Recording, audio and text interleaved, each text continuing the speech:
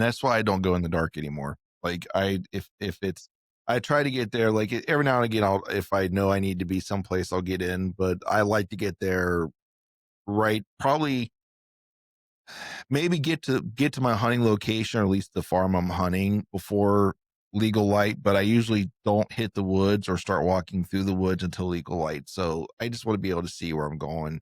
And I've had a lot of good success that way, right?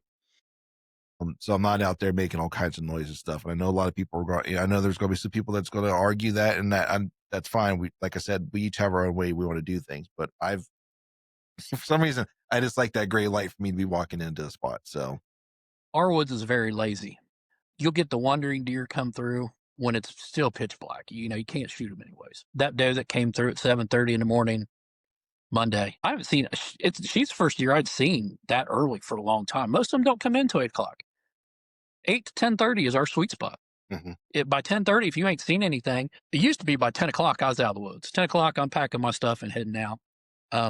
But when I started buying cell cams, I was amazed by the afternoon activities from 10 to 2, 10 to 3, the amount of bucks that were moving around at that time. And nobody's in the woods. I understand. They've done heard everybody leave. But it just, it amazed me the amount of activity that we had at those hours of the day.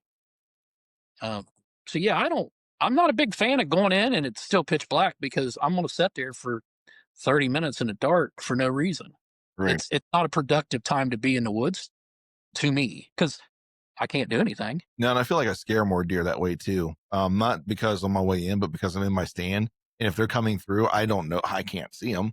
No, But they can see me. They know, yep, they know something's going on. Uh, absolutely they do.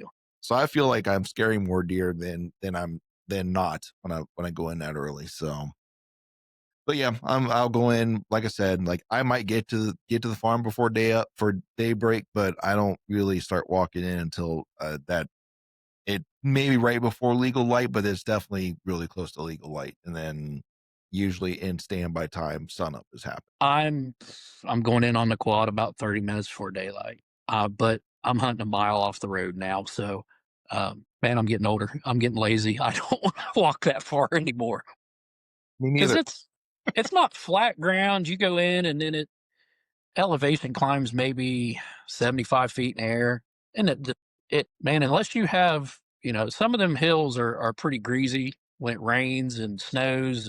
Hmm. Uh, when I used to go up there, it was, you get up there and you prayed that if you shot something, it fell right there, because it was going to be a long drag back to the truck, because you wouldn't get your pickup up there, or going back up and getting the owner's quad to borrow to ride up there to drag it out.